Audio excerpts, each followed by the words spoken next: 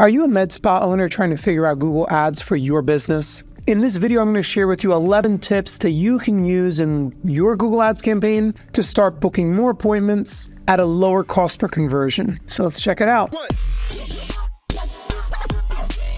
My name is Frank. I'm the founder of Saga Pixel. We are a Google partner and a digital marketing firm that specializes in digital marketing for healthcare. And we've run a lot of Google Ads campaigns for med spas. So here's what we've learned. 11, target mobile.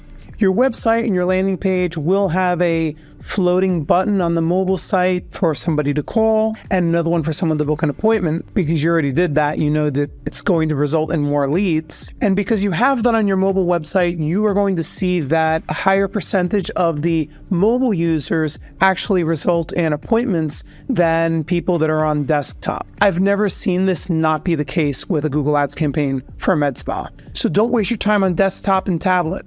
Number 10, do everything you can do to maximize your ad score. As you're running your responsive search ads, you'll see the box like this is going to pop up. You want to make sure that you're getting at the very least good, but obviously better if it's excellent. And make sure you're filling out the entire thing. Get your logo in there, your business name in there, everything that is below the headlines, fill it all out. Do everything you can to maximize your click-through rate, landing page experience, and your ad relevance as well. This is going to lower in a much lower cost per click and in turn a lower cost per conversion. Number 9, you really should be using landing pages for your campaign. There are some offerings that are typical to a med spa that may result in getting your ads flagged. You don't want your entire Google Ads campaign to be completely shut down because you have a mention of PRP or Botox on the website and Google doesn't like it. By using landing pages, you'll prevent this from happening. Number 8, if you are sending traffic to a landing page that has a contact form on it and you're using WordPress, make sure you install CleanTalk. This is the best WordPress anti-spam plugin that I've found. It's on our website as well, and it only costs $8 a year. The last thing you want is to start getting a whole bunch of spam while Google starts optimizing your ad delivery for basically the bots that are submitting those submissions because it thinks that these are real conversions because you didn't want to spend $8 a year on an anti-spam plugin.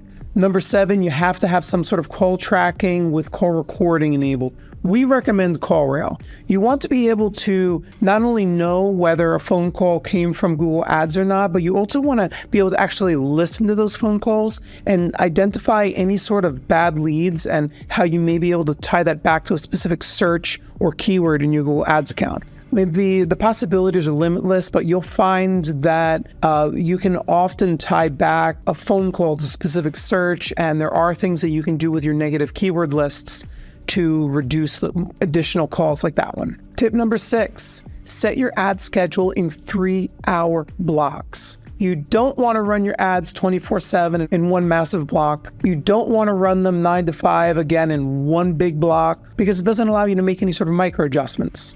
If you find out that Friday mornings are the worst time for you to be running your Google Ads account, you can actually pause it, freeing up budget for the rest of the day when the campaign performs better. Or you may find that Mondays are a wash completely.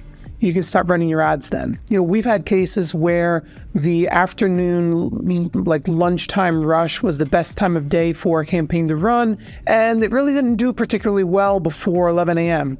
We stopped running the ads before 11 a.m. for that client, freeing up budget for the lunchtime rush. Tip number 5, and honestly, this very well could have been the number 1 tip. Monitor your search queries like a hawk. No matter what you do, you're always going to have people clicking on your ads that are not your ideal customer. Very often, they may be looking for something you don't even do. The only way that you can prevent this from happening at scale is by monitoring your search queries and adding negative keywords to your account. Now, you got to be careful when you're adding negative keywords because there definitely is a right way and wrong way to do it. A wrong way could even prevent your ads from showing at all. Number 4, make sure that you have some sort of location targeting that is as granular as you can possibly set it up. This usually means set up your geo-targeting by zip code. If you, for example, are in the city of Philadelphia, you don't want to set your targeting to Philadelphia. There are going to be certain neighborhoods where your campaign just simply does not perform. And you won't know that if you don't have your location targeting set up in a granular fashion where you can see that. Number 3, make sure they're using some sort of demographic targeting. You'll eventually find that some of your campaigns, some of your ad groups perform better with men, versus women, that they do better within certain age ranges and income levels. And you want to be able to eliminate anyone that seems to just be a waste of money for your medical spa. Number 2, make sure that you're using audience targeting. I see so many Google Ads accounts where there is no audience targeting set up at all. Google quite literally has an audience for people that are interested in health and fitness and beauty. Wouldn't you want to be able to adjust your bids to bid a little bit more for those people? And you'll also see that there are audiences that don't perform as well. Wouldn't you like to stop showing your ads to them? And tip number 1, make sure that you're split testing Performance Max, responsive search ads, and your smart campaigns. You will find that one of those 3 is going to outperform the other 2. And you're best off identifying that and then concentrating all of your resources on that campaign. Don't just blindly pick one and run with it. You may be leaving a lot of money on the table. I hope that this video was helpful. If it was, please consider giving it a like and make sure that you check out our playlist. We have a lot of videos on marketing medical spas. We don't only do Google Ads, so make sure you check that out.